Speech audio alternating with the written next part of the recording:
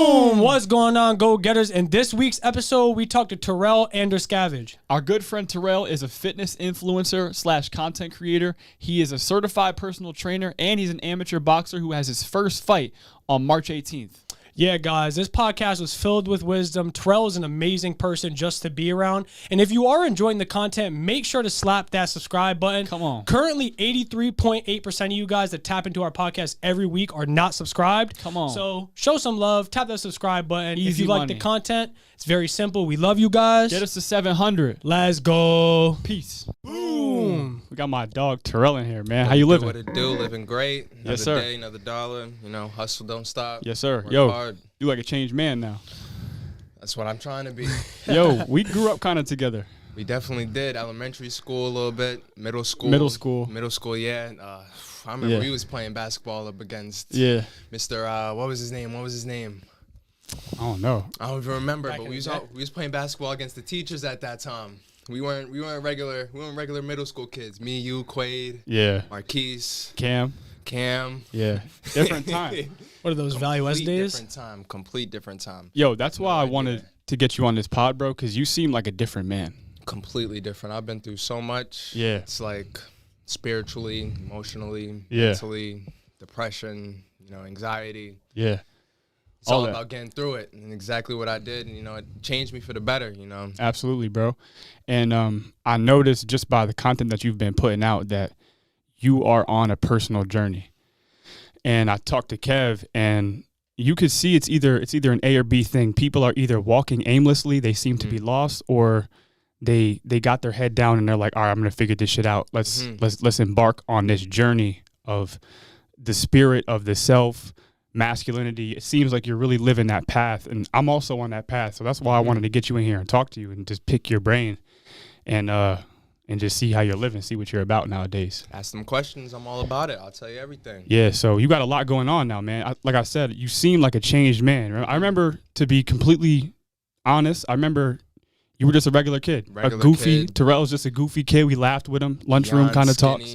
Skinny. I was athletic, but it's like I had a little bit of hoops. I had the athletic abilities, but back then, I didn't really, being adopted at that time, it's rough, especially when you're growing up in a white household and you're obviously black. You gotta shift, maneuver, you gotta make the right connections, become friends with the right people, obviously. So I'd say at that time, athlete really wasn't, in the picture for me. It was more like survive and just strive, just make it to the next day, do what you got to do, graduate, do all this. Damn. As I progressed, my eyes opened up more to my actions. Obviously, at that time, me, I was constantly in ISS. I was in trouble a lot, just doing stuff I wasn't supposed to be doing. But, I'd say that was just me. In any situation another kid could have ended up in, you see it all over the world now, obviously, with, young adults. They don't want to keep the child. So at that point for me, it was sort of, am I going to let this, get in the way of what I got to do and what I want to do? Or am I going to capitalize off of it, tell my story, get it out there, and really, make it out of it? So I'd say it all started really when I graduated. Once I graduated, I picked up my stuff, I got everything together, and I moved to California for a couple.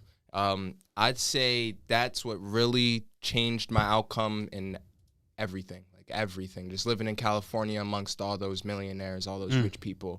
You just see them every day, just laid back, relaxed, doing what they did. It's not even like, it doesn't look like it's hard, you go out there and you see everyone all set up and everything. You see everyone with their families just chilled back, and they're not that much older than us, like 25, 26, 27, with millions of dollars in the bank account. So, I took from that as, all right, I was doing things wrong before I came out here. Obviously, I'm not as, to where I want to be. Now that I see exactly how these people are living, I said, I want a taste of that. So once I came back, it was just, I got a couple jobs. I had COVID, obviously, once I was working at Lowe's. And then after that, it was sort of like, I can't do this anymore, I'm just sitting here living paycheck to paycheck. When I was at COVID leave, I was out for 2 weeks. They only paid me $60. So it was like, let's just make a change now. I left that. I opened a credit card with a Capital One, got a $3,000 line, and I got to work. Got in the gym. I cut my Wi-Fi off. I cut my phone off. Wow. Everything. And it was just gym. Whoa. Gym every day. You know, if I needed Wi-Fi, Planet Fitness in the morning, 7 o'clock, you know, I'll use the Wi-Fi there. Had a laptop with me. At that time, I was contacted by First Form. So, of course, I'm sponsored with First Form. I trained with them. Once they gave me that opportunity to be a part of their program, their training program, and their ambassador thing, that's when I fully embarked on it. I had my first client, I'd say, was Savion. As you can all see, I had Savion for the 8 weeks. Tremendous results. And then that's when I really seen, you know, this is it. Like, I could really do this. I could really change people. I could really get people the results. And not just that, but the mental aspect of it. You know, I'm there completely. You know, I'm open-minded. I listen to these people. I talk to these people. You know, they tell me they're going through things. It's like, you know, we all go through things at the end of the day. It's all about how you maneuver around it. Now, are you just going to sit around and just let it sit on your shoulders all day, sit in your mind, just completely think about it? Yeah. Or are you going to get in the gym and think about it and use that as motivation? You know, people think when it comes to the gym, they think we go to the gym just to get strong and become the biggest person. It's not it. It's not at all. You know, the gym is 100% mentality. Yeah. It's all mentality. When you walk into that gym, race doesn't matter. How you look doesn't matter. Size of you doesn't matter. It doesn't matter if you're the biggest guy in there, smallest guy in there. If they see you doing the work, anyone sees you doing the work, and you're there every day and you're sweating and you're just tired at the end of your sessions, just straight gruesome. Yeah. You're doing something for yourself. Hell yeah, man. About 10% of people around you aren't even doing that. And that's what it comes down to. You just got to realize to separate yourself from the workers and the people that are just going to make excuses. Yeah, bro. You're an uncommon cat. You're an uncommon cat. But hold on. I want to backtrack, though, a little bit. I want to dig deep here and figure some shit out. So you were adopted. Yes. At the age of 6, I believe 2007 was when it was finalized. I was in 3rd grade. Yeah. So going through that process, I can only imagine you're that young and you're dealing with some uncertainty. You're dealing with some ideas maybe that why wasn't I, you know, why didn't my parents want me? Exactly the thing that was going through my mind. I'd say for anyone out there that's also been adopted at a young age, they could probably relate. When you're in that situation, from when I was first picked up and taken from my mom, you know, I could still remember it. We were in New York, a little hotel. My mom, obviously, I was taken for a reason. She was going through some shit. Doing what she was doing. I'm not going to say all that. Yeah. And, but, you know, it happened, and I can remember I'm just sitting there on the couch. I get to this house, you know, you're introduced to a whole new lifestyle, right? Yeah. Like right there when you're in that cop car and you're a kid. I'm 3 years old, 4 years old at this time. The next day was my birthday, actually. So I was taken on February 10th. Next day is February 11th, my birthday. So I have no idea what's going on. I don't know if I'm going to see my mom again. None of that. I was the first one taken. My older brother came shortly after. Larry? No, Marquise. Marquise, okay. He was with my grandmother at the time. But it's like, you know, the cops take me up to the door. I open this door, and you just see 2 big dogs there, and the whole family already, and they're all situated. And it's like, you know, what do I do now? It's like, I'm just here. I didn't take my coat off. I didn't move. I just stood there. It's a big mental change. It's not as much as physical that you think. It'd be like, you know, how am I going to get through this now? When am I going to see my mom? Yeah. Am I going to go home? And what's going to happen? Is she in jail? What happened? And then I'd say after the first couple months, it's like you ease into it a little bit, but you don't really have that home feeling yet. Yeah. You just, you know, you get used to it that it's like, all right, well, I'm obviously not going back at this point. You know, what's done is done. It's been a couple months. That just leaves your mind completely. You don't think they're going to come pick you back up. And your head is just, you know, they just abandoned me. This is my new home. You're going to have to make it work. And then I'd say after that, I started school shortly after at elementary school, Valley West. And then I made friends, and it was just, you know, smooth sailing for a little bit. I'd say at that time, I wanted to act out so much because it's like, you know, what you just said, why didn't they want me and all this and that. Like, I didn't feel like I belonged almost. I feel like I had to act out a lot. I feel like I had to do a lot to get someone's attention. Yeah. And that's exactly what I did. I was constantly in fights in elementary school, constantly suspended, constantly doing something. And then that's when I didn't get into sports until I was about 3rd grade. That's when Larry became a huge impact on my life. Shout out to the Clutch. You know, they're doing their thing Larry, right now. super athlete, bro. It's unreal, actually. This dude's like 5'6", right? 5'6", 5'7". Dunking basketballs like it's nobody's business. Vert you'll ever see. Yeah. Shout out to Clutch. Actually, Fan strength. They just went almost undefeated. Unfortunately, lost that one game, but they're still #1 in the nation, going to the playoffs right now. So let's cheer them on during that. They play out the CYC, but growing up, he was it. Yeah. He introduced me to baseball. He introduced me to basketball. Yeah. He introduced me to roller skating. He introduced me to everything physical I know today. Larry's nice on them skates too, isn't he? Only man I've ever seen pull off a backflip to this day on roller skates, just randomly. His vertical is fucking different. It's insane. Yeah, Larry's it's different. Insane.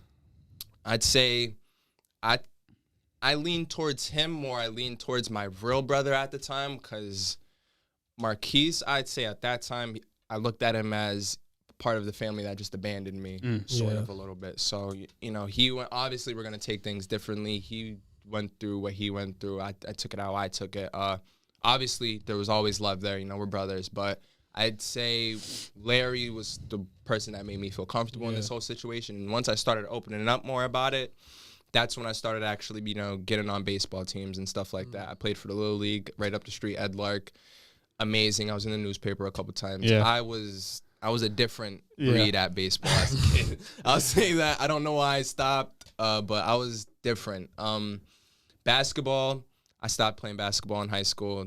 Things happened. I wasn't really feeling it at the time, but I'd say Larry, during high school time now, once I'm all situated and, you know, because that's really the amount of time that it took me, because middle school was like the worst time of my life. We were all, because I was constantly in trouble in middle school. Middle school, that's where we got together, right? Making some noise together, I think. That's but funny.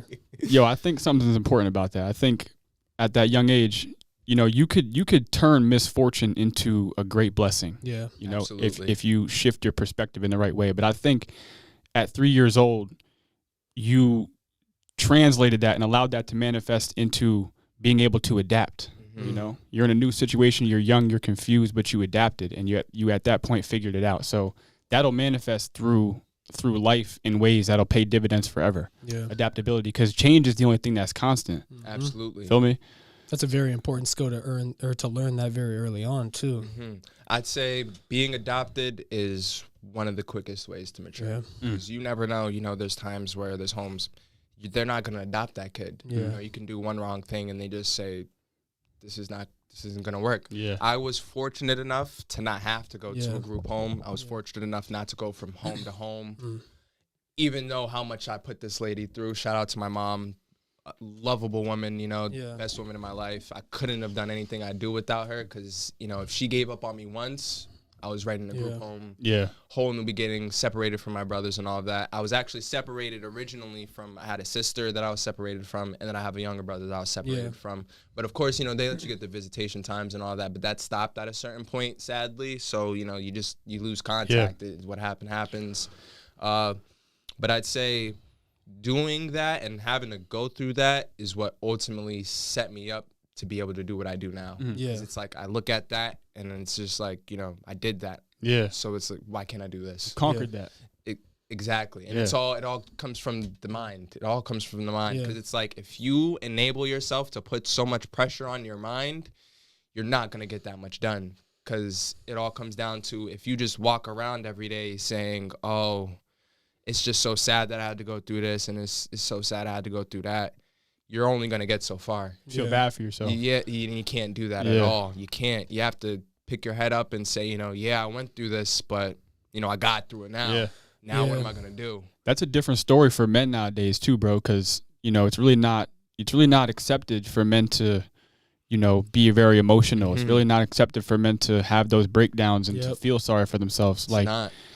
It's said that men are loved conditionally. Men are loved on the condition that we provide. Men are loved on the condition that we add value in some type of way. Absolutely. So as a man, you can't just yield, because the world might just keep piling shit on top of you. You have to overcome shit. You have to be able to get through shit and change your mindset. I'd say, and the biggest key to doing that, to me, is the gym. That's ultimately what it came to. Yeah. Getting physical. When I sat down and I had this talk with myself, you know, I was at a point to where I wasn't making that much money at those, obviously.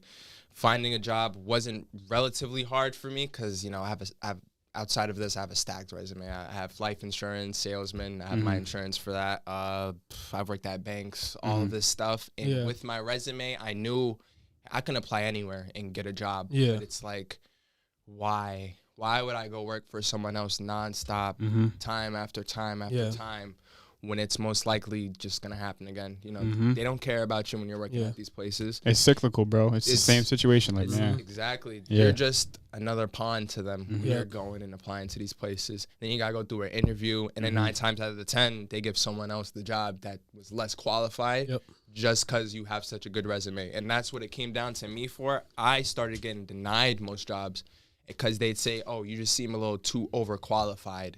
So How does it just that even make sense? It made no sense to me at all either.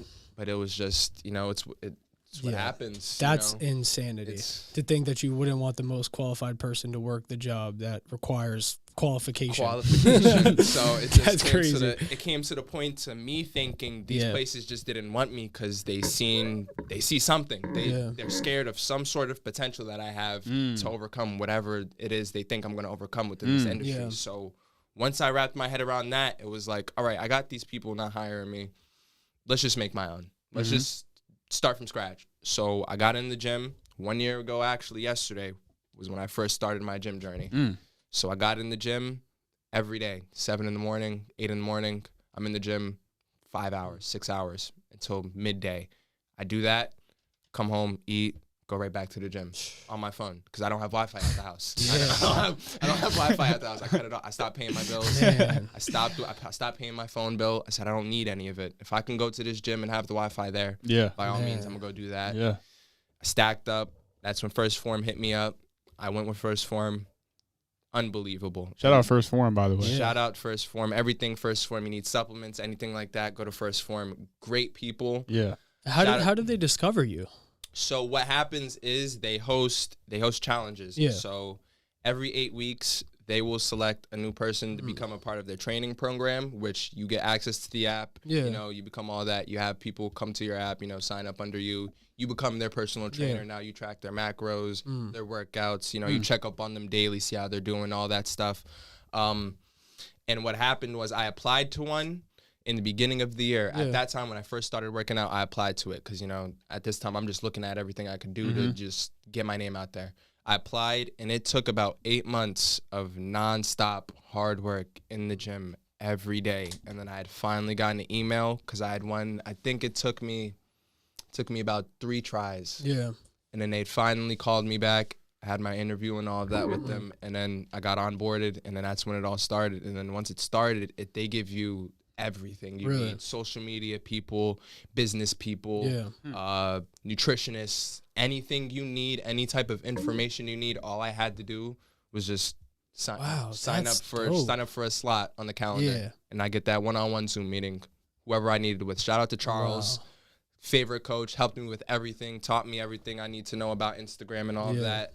Michaela, shout out to you too. Absolutely love them. Great people. You know, time to time they'll just send me a random card saying thanks for the support, all of this stuff. You know, it's a great company. You can't get better than That's First Form. important, man. Absolutely important, especially when you're beginning. Because a lot of the time you don't know who to trust. You don't know who's gonna be legit about what they say. You don't know what's gonna happen. So when I met First Form, you know, they teach you off the back, if you're going to do this, you have to lead by example. They will not accept you if you're not showing that you're doing this work that you're preaching. So they're not going to accept you if you just come up and, you know, you say you're doing all this, but you don't have the proof. You don't have anything to show for it. You don't show that you're, you know, doing this every day.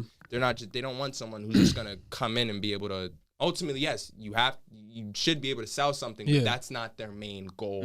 Their main goal isn't for just someone to be able to sell something. Their main goal is to really make a difference, lead by example. Change lives, man. And help these people. Because it's actually amazing every day how many people just randomly decide, you know, I'm going to start going to the gym today. You know, I'm going to start today. Today's the day. And then they'll just text me. They'll be like, hey, you know, I see you're in the gym every day. You know, what do I do? How do I get started and stuff like that? And it's just once I realized I got to a point to where I'm the person these people are coming to, it just drove me bigger and bigger. And then that's when I started networking out, you know. Shout out to CJ Fitness, the celebrity trainer. He was one of the first people with the biggest followings to actually hit me up and say, yo, love the content, love what you're doing, you know, let's collab sometime. And then after that, it's just like people just start coming in now. Once people see that a big person that has, you know, respect in the community actually likes you, you know, they just start Real rolling deal. in. Like, Yeah. it just comes in. So everything local at that point was just booming for me. And then that's when a little shortly after, I'd say about 4 or 5 months pass. And then that's when I start boxing. Here we are today. So, Oh man, we got to get into that too. Hold on, let's back up again. So, before you connected with First Forum, were you making content? before I connected with First Form, I had made 4 videos. Wow. But they weren't really specifically gym videos. It was more of me seeing, you know, what can I do with a camera. Like everything I record, people would not believe comes straight from my phone. So what got you into that? Because, yo, you're doing very, very well. I want to give you your flowers for what you were able to do on IG. I think you got 7.2 on IG right now, bro. That's not bad. I was at 8, and what a lot of people don't understand is it's hard to hold 9,000, 10,000 followers. Yeah. It's the hardest thing to actually do because I lose a minimum. I'd say I lose like 3-4 followers a day. Game, for real?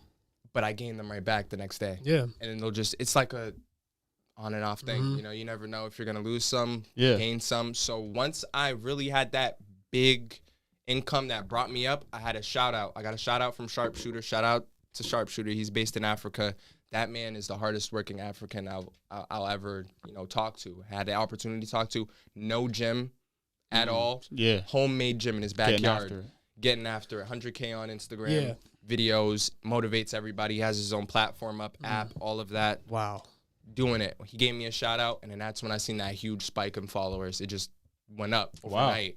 And then it was like, well, how am I going to keep this now? How am I going to keep these people satisfied with my page? How am I going to keep them coming and stuff like that? So then that's when I realized, all right, let's switch it up a little bit, you know, because at that time I was posting nothing but gym content. I was just in the gym nonstop, and it came to, you know, I want to get people, like, let people start to know me for, you know, what do I do outside the gym? I got the dog. Yeah, Nelly. Obviously. Shout out Nelly. Yeah. You got a twin. Yeah. I swear I thought that was my dog the first time I seen her on this.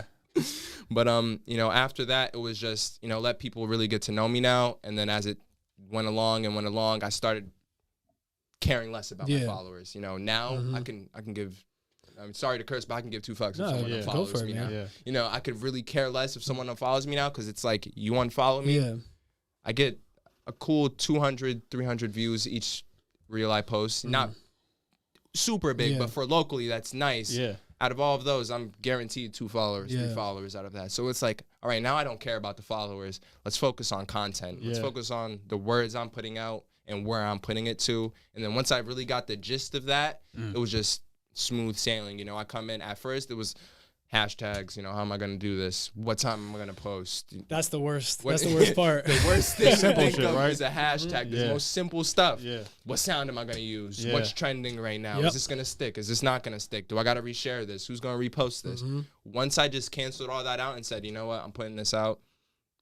Am I going to use a hashtag? I don't even care if I use the hashtag or not. I'll put random hashtags now. Anything you put out, ultimately, you want it to be gold. You just want it to be gold. It doesn't have to be gold to everybody. It's got to be gold to you. Because ultimately, if they like you, it'll be gold to them too. If you think it's gold, they're going to think it's gold too. That's like I grab a fake diamond. If I tell my followers it's a real diamond, they'll think it's a real diamond. So that's why I got to the point of, as long as I believe in it and I, you know, obviously lead by it and I do this every day, I don't care what anyone else is going to think. I don't care if they're going to unfollow me. I don't care if I get that hating comment. I don't care about none of it. And that's so important for a young content creator, man. It's so important. Once you get over that hump, it's like it's literally just to the moon. Once you're not worried about what motherfuckers have to say about you online anymore. Like we were just talking about that earlier. That guy that commented on the we post our clips every day. And some random guy, dick riding in the comments, just some random guy just hating on us in the comments All I'm for saying no is, if you're reason. in the comments right now, stop dick riding. Yeah, Right. Stop dick riding. something. It really be Motivate. it be the people in the comments though that like really aren't doing nothing. So why are you paying attention and reading to the And comments? I'm not gonna sit here and lie to everyone now. I like that. Yeah. I love the hating comments. Yeah. I feed off of it sometimes because it's like, if you had the time to sit here and comment something on my post, you're obviously thinking about me in some sort of way. Yeah. Yep. Because you took the time to search me up, you took the time to watch the video, and now you took the time to comment. What they don't understand is liked, commented, viewed. Boosting that algorithm. Thanks for the view. Look, you're just doing what I want you to do. Yeah. So it's like, Yeah. why would I care what you say? Yeah. Well, I When think you Kobe just- said, if you don't got haters, you're doing something wrong. Yeah. Like, somebody, Absolutely. or was it Kanye? It was Kobe or Kanye said something like that. It was funny though, because the moment I realized the dislike on a YouTube video was just as good for your algorithm as a like, I completely stopped giving a fuck. You don't care. You Yeah. don't care because especially if they're viewing it. Yeah. The view is all you need. Yeah. In reality, the like is a bonus. The Yeah. comment is an ultra bonus. So by all means, if you commented, Yeah. you're giving me just a couple more time in that algorithm. So comment again. I'll comment back. On TikTok right now. I don't know if you've seen this. I posted a video recently of me bringing my dog to Target. So I posted it on TikTok, and all of a sudden you have all these Karens and these haters saying, "Oh, Target is not pet friendly. She has to be licensed and all of that." And it just kept coming and I hit that point to where it's like, you know what? Thanks for keeping me algorithm. Let's do more. Let me start commenting back. Yeah. So Stirring my it troll up. self, I'll keep going. They'll say, "Oh, Target's not pet friendly. You're not pet friendly." That's all. And they'll just keep going and Just keep trolling going, them, right? and that's all I'll do. I'll go to them, just like they did to me. They reposted it. I went to their page. Yeah. I'll comment on theirs now. You wanted to do this with me. I have time. I'm in the gym right now. I just finished my set. I'm relaxing. I did what I had to do today. What else am I gonna do now? Yeah. Because I don't go out. I don't drink. Nope. And I don't party. Yeah. There's three things. That's all I live by. Don't Yeah. do those three things, and I won't fall off track. Yeah. If you don't let yourself get distracted, you're not gonna fall off track. Just stick to a basic routine. That's all you need. You don't need no super complicated routine. You just need something basic to where you can get used to waking up every single day and get everything done. It doesn't have to be, run 10,000 miles, all this and that. Get up, go to the gym. After the gym, do what you got to do. Take care of your business every day. Exactly. Plan your day. Every day, Yeah. It can be as simple as, wake up and you set a couple alarms. I have an alarm that goes off at 10:30, 7 o'clock, and 5 a.m. I'm up at 5 o'clock. That's when I'll do my content. I'll get my videos ready, chop them up, find the sound, relax for a little bit. Then I'll go to the gym. Then I'll come back, post my videos. And then depending on what I feel like doing for the rest of the day, I did everything I have to do now. I just add more stuff in, I'll either sit there and relax in bed, chill with my dog, cook something. I don't even cook. She cooks. I cook sometimes, but it's just find what makes you comfortable and find what's not going to have you bored. Ultimately, you're not going to be bored and want to go out if you're satisfied with what you're genuinely doing. I think it's a purpose thing. It You know what I ultimately is, because I feel like people only party because they're still looking to build something outside of that. There's no need for you to be at a party if you're trying to build a company. There's absolutely no need. There's no need to be out at the bar if you're trying to get in shape. Because what are you doing? Yeah. You got a session to train for in the morning. So it's like you're sabotaging yourself by putting those simple things within your day. Like some people just wake up and think, oh, what's everyone else doing today? What's everyone doing? Don't worry about what everyone's doing. What are you doing? This is walking aimlessly, I think. I think that if you have a path, if you know where you're going, then you'll know that partying and bullshit and drinking and all that other shit is not congruent to where you want to go. Ultimately, you're just filling a void. After a while, you'll say, man, what the fuck am I doing? I know I'm supposed to be going over here. I know this is my way. But all this shit right here is just holding me back. Yeah. And so then you have to make a decision. Discipline. Hold yourself accountable. Do what you're supposed to do. Handle your business. And the biggest thing, people allow the wrong people around them. Yep. That'd be the thing, you know. You'll have that one best friend that you've been with your whole life Yeah. in your ear. Yo, dude, there's a nice party going on. Yeah. Let's go to this campus. Oh, yo, the bar is popping tonight. Yeah. Let's go here. Yo, bro, I got these girls ready to link. You know, let's go do this. If you are not smart enough to look a best friend in the eye and ultimately say, listen, I have a dream. I got to do this. Whether you like it or not, I'm going to do it. You know, if we're not friends after that, then, you know, all the love to you, and I'm continue to support you, but, you know, I can't let you get in my way. Yeah. And that's ultimately what it comes down to. And what we realize in today's world, people are not brave enough to go out on their own. No. Everybody wants to hold a certain sigma to themselves and be able to have everyone just around them. It takes a small mind to realize you don't want everyone's attention all the time. Yeah. You really don't. Because you want to be able to move behind the scenes and not allow anyone to really know what you're doing. Because as soon as one person knows where it takes one wrong person will throw everything off. Yeah. Every single thing you work for, throw it all off. Just because there's certain inconsistencies will throw you all off. The negativity will throw you all off. So that's why you really have to focus on what's around you and what you allow inside your life at the end of the day.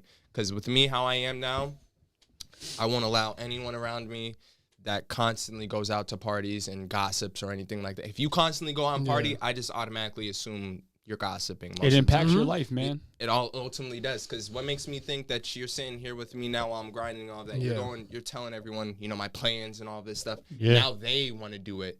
And now I have competition. Which ultimately, I don't care about the competition, but it's like, if you know your friend wants to do something, you can't sabotage them like that. You can't go out and tell someone else, you know, he's thinking of doing this. Like, what do you think about it? You can't ask someone giving else. The plan out. Like, like they're giving the blueprint. Like, or it's like they try to throw a wrench in your engine. Like, yo, Rel, that's not gonna work, man. You don't got it like that, man. You're not big enough for that. That was the biggest thing for me. That was the biggest thing for me, and that was another issue is I didn't have, you know, all the local support when I started doing this. I really had to, you know, grind for it because me growing up, you know, I wasn't able to just have people, you know, post something, you know, go like this, go do this. People won't do that for me. But it came to a point to where they seen that I'm actually, you know, grinding and building up. It came to a point to where the support is going to come. It might not be local, but the support is out there. There's 7 billion people on this planet. Yeah. You think it matters if this guy down the street doesn't support me? The guy in the next block over might. The guy in the next block over doesn't. All right, the guy in the next city will. Guy in the next city doesn't. All right, guy in the next state. Guy in this state, another state, country. Other side of the world. That's why there's support everywhere. That's why you really got to not worry about the hate. Because for every one person that fucking despises what you're doing, there's 100 people out there that'll love what you're doing. Exactly, and that's to anyone starting or anyone looking to start creating content. I would not start until you are mentally strong enough to just cancel all of that out, because it's going to come to a point to where once we all get big enough, there's going to be way bigger trolls, way bigger haters. There's going to be people sending death threats at some point. Everyone's going to get that once you get big enough. So you really have to, you know, at an early point, just I don't care. You know, I don't. You said that. All right, that's cool. You know. Yeah, man, I agree. I think I've went through a lot of the same things you're talking about right now. You know. But for me, it was very trial and error. You know, I tried some shit and it was like, didn't work. And I'm running into a wall and I'm having to go back to the drawing board and figure it out. You know what I mean? Because a lot of times this path, you're by yourself. You have to figure a lot of this shit out by yourself, you know? And, you know, that's the thing about relationships also. If you're not mentally ready to embark on your own journey, that's not the best time to even consider a relationship. Yeah, right. Because if you can't be independent yourself and try to work on what you want to do, allowing someone else in to get so close that doesn't support what you do 100% and that's not going to understand what you want to do 100%, you're not going to go anywhere because you're just going to be so hard trying to please them. What about yourself? Are you going to please yourself? Yeah. And then, so that's why I'm blessed to have who I have, obviously. Since day one, by my side with everything. When I cut my Wi-Fi off, she was right there. You know, you want to go to my house? You know, where we're just sitting there, I have no Wi-Fi and everything's done. You want to go to my house? You know, let's go.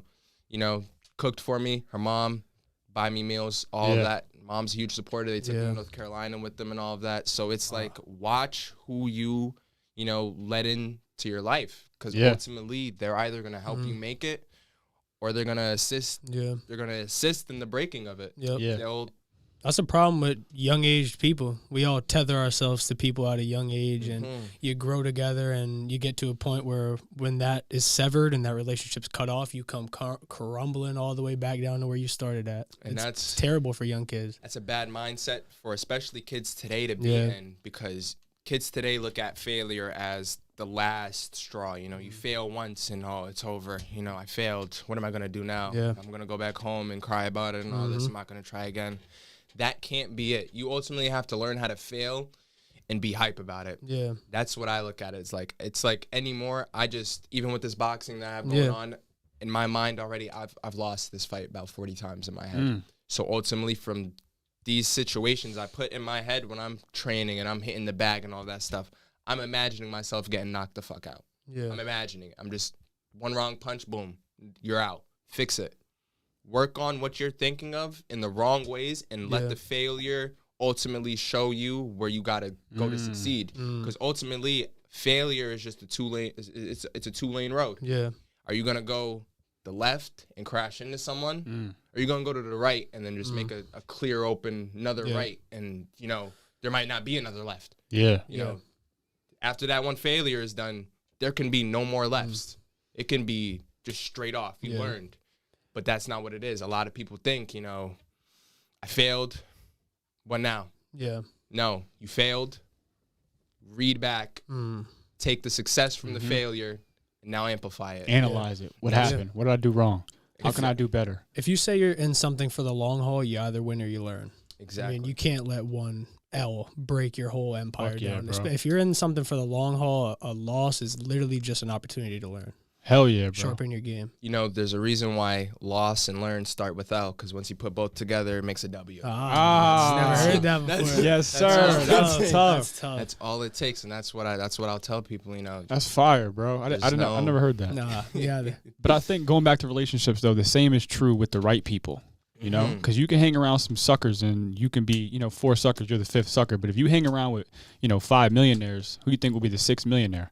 Yeah. You know, you hang around the right people who are talking business ideas, who are talking about how do I, you know, get better? How can I be better at this? Or how can I grow this?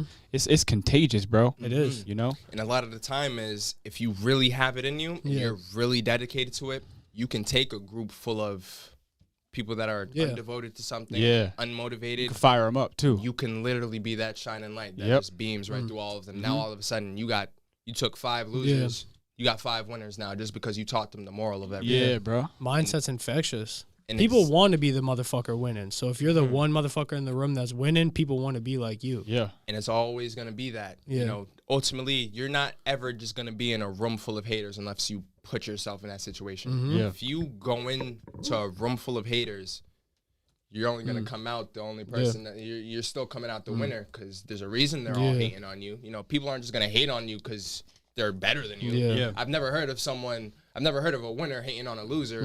Why are you hating? You don't got time to give a fuck. Exactly. You got bigger it's things. always the loser hating on the winner, and that's what you got to remember. They hate you for a reason. Show them. Show them why they hate you. Continue to do it. You hate it? All right, I'm going to just do it again. Yeah. The problem with most of those people, though, is it really just be the people that want to do what you're doing. And you're literally laying the blueprint for these people to do what you're doing. And they still don't want to follow it. I think it's just easier to hate on people. And that's ultimately what it comes down to. And that's also why it's easier to say, oh, I hate you. You know, you can't do that. You can't do this. And then I feel like it comes down to having false hope in something. Because, you know, I think people are scared of, you know, I thought he couldn't do it. Now he does it. Oh, my God. Oh my, like, he did it? No way he did it. He can't do it again. And that's ultimately what will happen. If you have a hater that even shows a single doubt, they're ultimately thinking in their mind, oh, he actually did it. Yeah. He might be onto something, but he's not going to do it again. All right, I'm going to go do it again. You do it again. Holy shit, he just did it again? Wait, he can't do it 3 times. No way. Does it a 3rd time. Now what are you going to say? You know, are you going to ultimately feel bad because you have haters? Are you going to give into it? Like, you know, I just showed you 3 times that I can do it. Yeah. Are you going to continue to hate, or are you going to actually fall in line now? And it comes to whoever that hater is, you know. Yeah. If you ultimately are that type of person and you're a hater that hates more than 4 times, then I don't know what to say to you. Like, Yeah, it's crazy. Because you can either hate or you could appreciate. Like you can either say, man, fuck him. He doesn't. Man, what is he doing? Who does he think he is? Or you can say, man, that's inspiring, bro. I really want to, take something from that and do something for myself. And that's what I've seen a big rise in. You ever convert a hater? You ever convert a hater before? A lot recently, because that's growing up. I'd say the people I let around me weren't the most genuine people. Yeah. And I obviously was able to see that as I, continued to grow and all that stuff. So with me doing everything I did, I silenced a ton of them, because it was just off the fact that, I know people would talk behind my back like, oh, it's so funny, he's trying this, or, oh, he looks so lame doing this. All right, but I'm getting somewhere now. Yeah. So it comes to the point to where you're either going to fall in line or you're going to stay over there and, am I even going to pay mind to you? Because why am I paying mind to you if you're watching me? You're giving me what I want. You're giving me the view, the comment, the like. You're coming to my page. Regardless, you come to my page, that's all recorded in my insights. You're helping me. Why am I going to pay attention to you now? I'm doing it efficiently. Yeah. So it comes to a point to where you have to be able to just keep doing it and not stop no matter what. Don't let anything get in, and do not let anything get out. You can't let that much information get out, because ultimately it can come back to bite you in the end. It can come back to hurt you in the end if you let too much get out, because when you let too much get out to the wrong person, you might not think they're the wrong person at first, but a lot of the time they'll just go around and come right back up behind you, and ultimately it happens. So you ultimately have to just stay on your feet and know who and who not to allow into what you do. Yeah. That's a hard part about what we do is, for a few hours every single week, we let hundreds of people just take a dive into our lives. So that it's very hard to escape, like, what people can and cannot find out about you, if that makes sense. It's very hard in our business, especially when you're creating any kind of content. I feel like because it comes down to once people think they know everything about you, they think they have an upper hand on you. Yeah. So they think they could just come along and say, oh, I know how you're doing it now. I'm going to go do it and be better than you. Go ahead. By all means, go ahead. But then, good luck. Exactly, because then once they realize that you didn't even let them know everything you were doing, they're going to be the ones that end up hitting that wall. And just like, yo, how did he fell into the same wall at one point. How did he get over it? I didn't tell y'all how I got over it. So now look at you. That's the perfect story with content creation too, because everybody gets to see this face value. They get to just see us having the conversation. Oh, that's easy. I can talk to that person better than they did. But they don't see everything that goes on behind the scenes. They see nothing. They have no idea. Everything behind that camera right now, they have no idea what's back there. Yeah. And it looks very easy to just sit down and talk to somebody. But if I told motherfuckers what that camera was, they would have no idea how to operate it. I told them the Rodecaster soundboard. They don't know what plugs into what and what button they got to click here, and they don't get none of that. It all comes with experience. Or how about the social anxiety you had to navigate through just to sit with some of the baddest motherfuckers we could talk to? Yeah. Believe it or not, sitting down and talking in front of the camera was one of the most difficult things I've ever had to do. Working out in front of a camera, way more difficult than actually That's an obstacle in itself. Working out on a camera was more difficult than going into a job interview. I was more nerve-wracked posting a video than, am I going to get this job or not? I'm laid back about that. But once it came to, setting up the camera, you got everybody eyes like, oh, this guy's setting up a tripod right here. Yeah. Oh, what is this dude doing? Oh, look at this. Yeah. It just comes to, you can't pay mind to that. 'Cause it's like, they don't know what you're doing. They don't know the vision you have, and they don't know what you want to do with it. So don't let them know. Just let them see the end results of everything. It's funny that that's such a universal feeling between like pretty much anybody creating content. Anything. And it's like, I know my videos are good. I'm not going to toot my own horn, but I know they're good because I'll have people, just randomly hit me up like, yo, I have questions like, what do you record with? Or, how did you do these edits? Or, what apps have you been using? And then when you just sit there and talk to them about the basic rundown of it, you see such a shine of light in life, because it's like you're helping someone now. You're not just helping someone with knowledge. You're helping someone ultimately do what they have dreams of doing now. I look at everything as I do as motivation. That's it. Motivate. If you're gonna do what we do, motivate. Because at a certain point, we're gonna become so big. It's like what do we look like trying to bring other people down? Yeah. And that's why I don't like a lot of the YouTube pages that just, you know, talk about drama and all this stuff. It's like you're talking about negatives when there's so much positive out there that you can be talking about motivating people. There's so many other things that can be spread around the world. Facts. But you see, all you see nowadays is, oh, they broke up with this. This is going on. They just fought behind the scenes in this. They don't talk about what the positives are anymore. All that shit is just a distraction. He and I talk about that all the time. Like, most people in today's society have some kind of addiction to social media.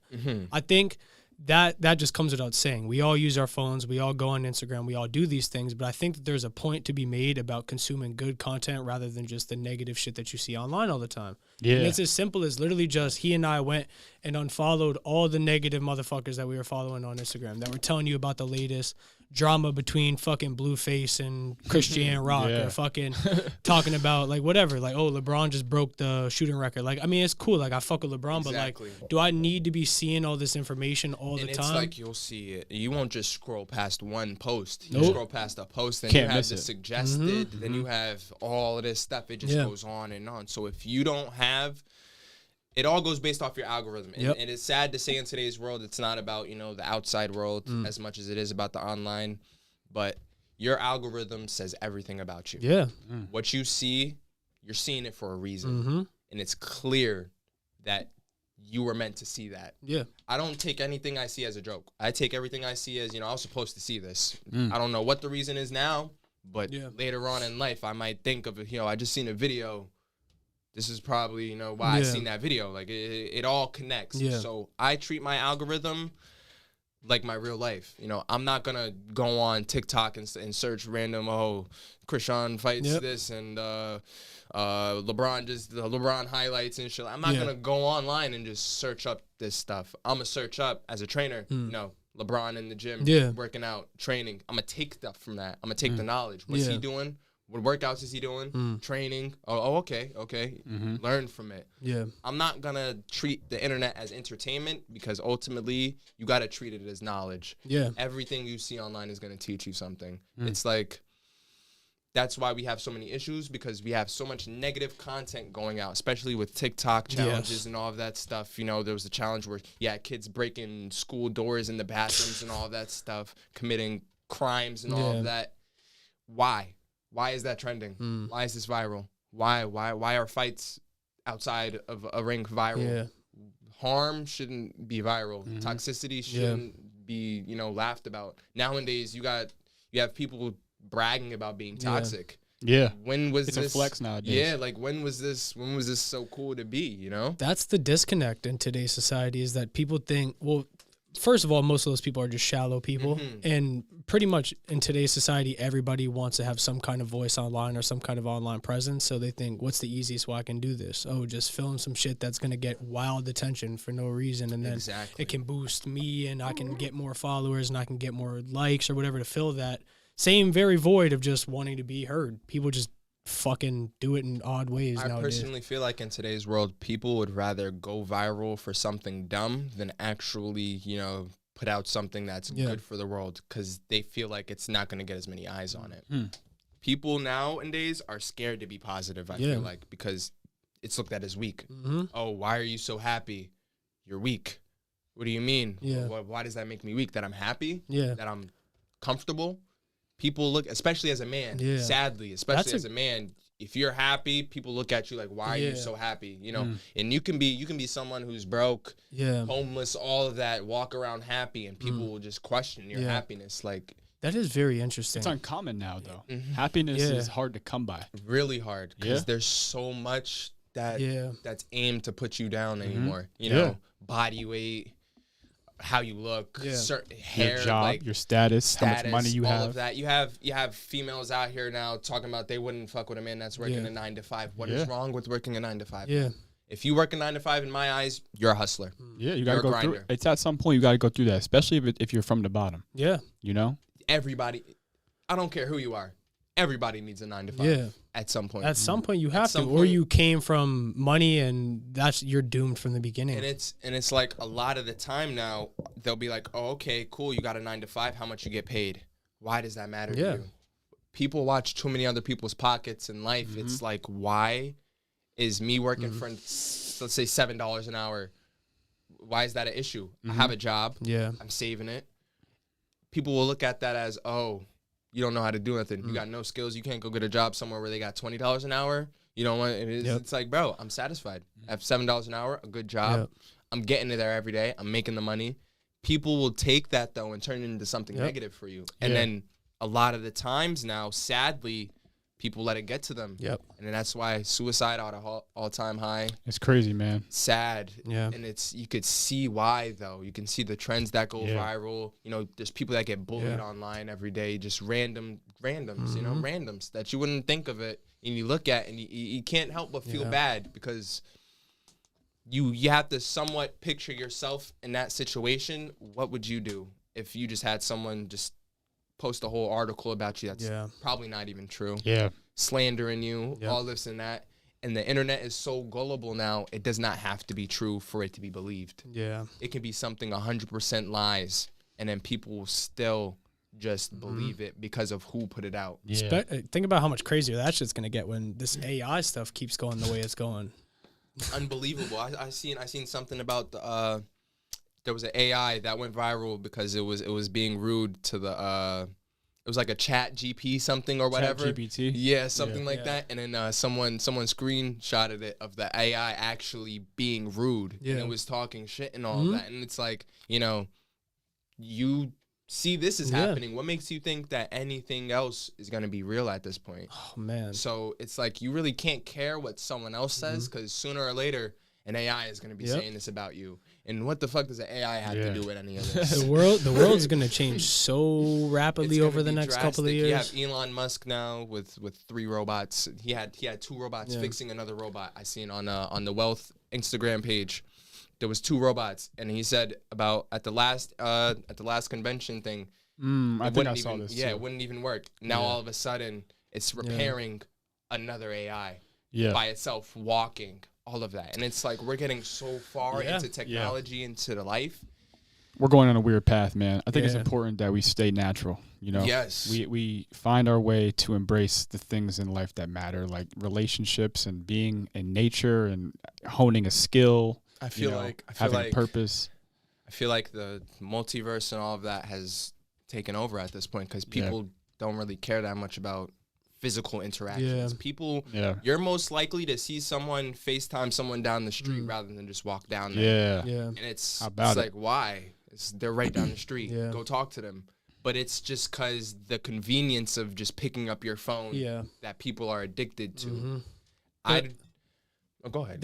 The conveniency makes sense to me. Like the idea that you could like reach somebody across the world in an instant. Like I think that's very important. That what scares me is like the never being able to put it down and just like reconnect to the real world. It'll come to a point to where you'll be in the same room. Still texting. That's the worst. Like you ever go out to eat at a restaurant and you see a family, a mom, a husband, 3 kids, and they're all just sitting on the phone. What I don't like in today's world is when we go out and you see 10-year-olds, 9-year-olds with iPhone 14s. What does this kid? I didn't have a phone until I hit high school. Let's be honest. And then when I did, I had a flip phone.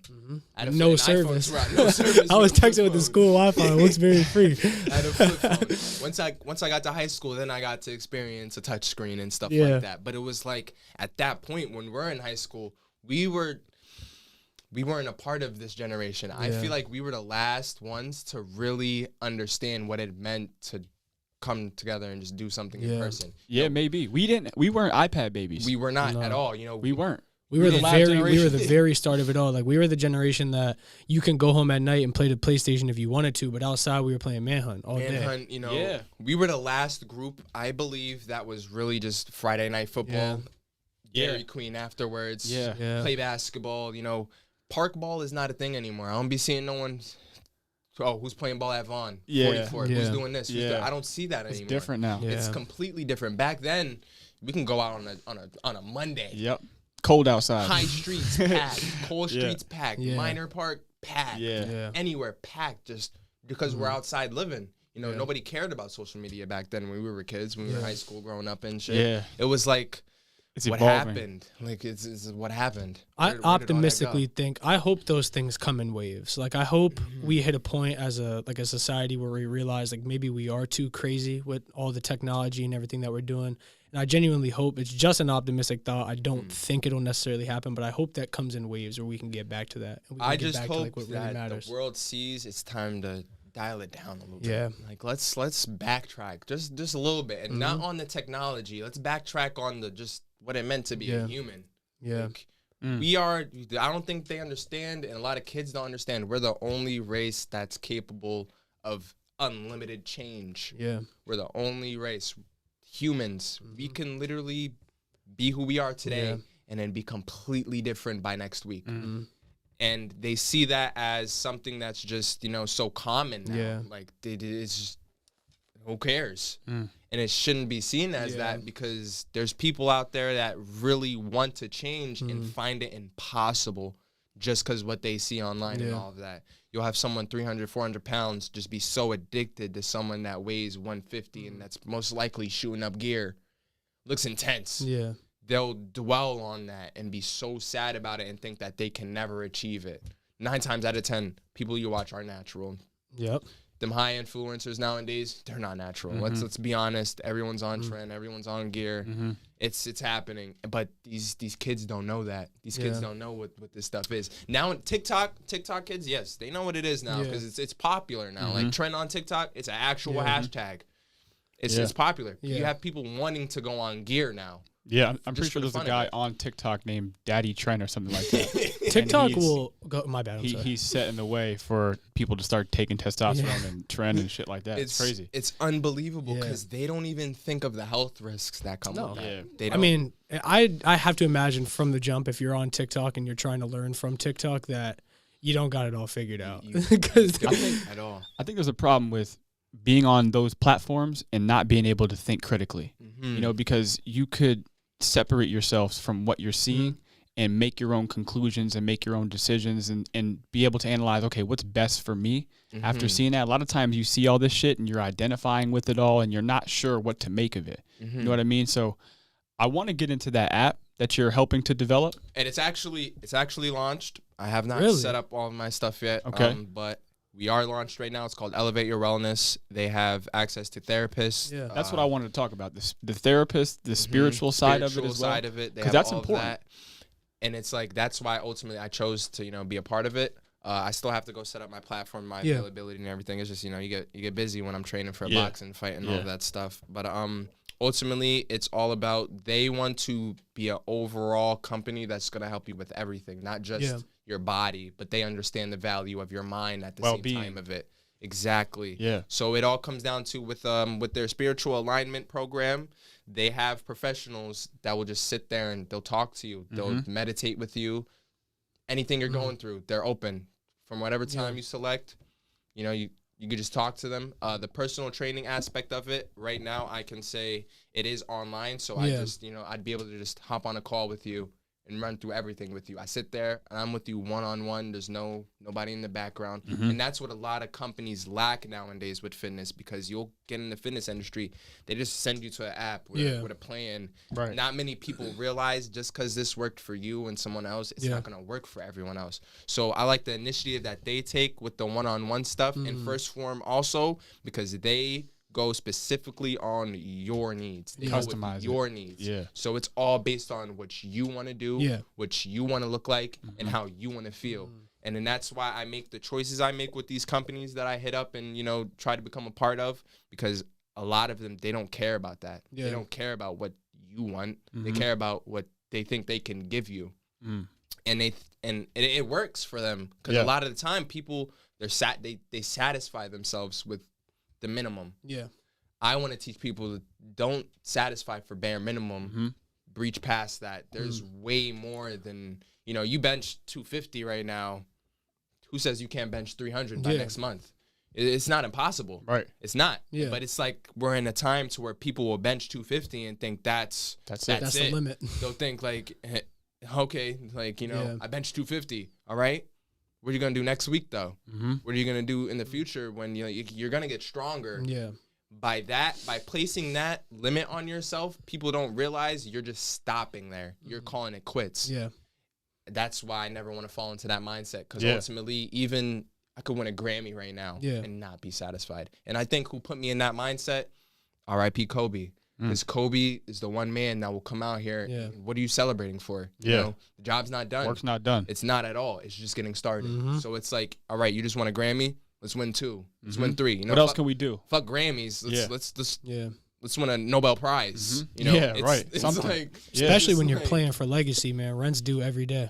Like you can never just settle down, or you're not gonna achieve that. You can't. That what you want to achieve. Goats are not made. They're born. Yeah, they're born. You have to be born into this. Yeah, and it's just not. And you can be born into a wealthy family. You can be born into a broke family and still get the same outcome, no matter which way you start off of. Yeah. It's just all about you. It's all about how you approach it. Yeah. It's all about how you get through it. So if you just approach something thinking you know the limit already, when you hit that limit, you're just going to be stuck now. Because it's like, this is all you pictured for yourself. And you don't ultimately want to do that. You ultimately want to, you know, enter every situation with an open mind. Yeah. Because once you really start working and you see this is far past what I expected, everything's going to change. You're going to look at it and be like, you know, I had my weight and goal weight at 250. I'm at 255 now. I didn't expect this. So now what am I going to do? It's like your whole writing board just changed. So it's always good to keep an open mind when you set these goals for yourself, but you ultimately, you want to set a low value and you want to set an impossible value. It's always good to think reasonable, but in the back of your head, you got to think like crazy, like something crazy. You always have to have something crazy in your mind, because you never know. You can accomplish it. It's not impossible. So that's how you structure your goals. You set something. What's your crazy? My crazy? Yeah, can we talk about it on the GG pod? Or I don't want to give too much information. I know people. I know the shysters are lurking. But I'll give you this, because it's your crazy, it's not crazy to me, but my crazy is easily becoming the number one. Just not fitness, not motivation. My crazy is just becoming the number one support system in the world. Yeah. If you need something, I want to be the guy you come to. Wow. You know, if you're going through something, I'll gladly be the guy that just sits down and talks to you about it. Wow. My crazy is just being that for the whole world. Yeah. Like anyone around the world. Doesn't matter if you speak Spanish, Chinese, Japanese. If I can help you, I want to. That's all it comes down to. It's not about money. It's not about fame. It's not about being a celebrity. It's crazy how that came full circle too, because at your earliest points in life, that's exactly what you didn't have. Was it you? Wow. You know I didn't have really anyone to really go to at that time, because it's like, you don't know who's going to relate. You know, not everyone around me was in the same situations. And I was just so stuck in that thinking. Like I said, I put that restriction on myself, thinking no one's going to know.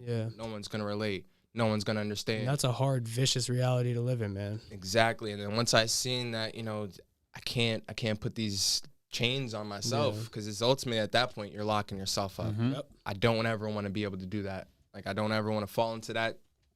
I don't want to fall into that, you know, that bad habit again. And I'll never let myself backtrack to that anymore, because it's like I see so much.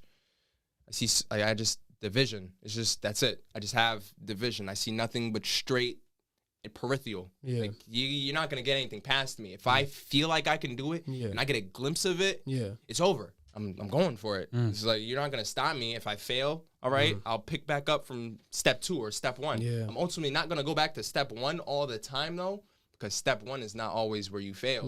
It can be step 2. You can do something 100% right at step 1, and then step 2, just because you didn't have the full knowledge, it's a little iffy. You know, sometimes you don't see yourself getting past step 1, and you get past it, and then step 2 comes, and if you do step 2 perfectly, still go back to it, because not everything's perfect. Not everything is going to be perfect, so it's always good to just keep going, but don't forget where you came from. Don't forget what you had to do, because there's always something you can do better.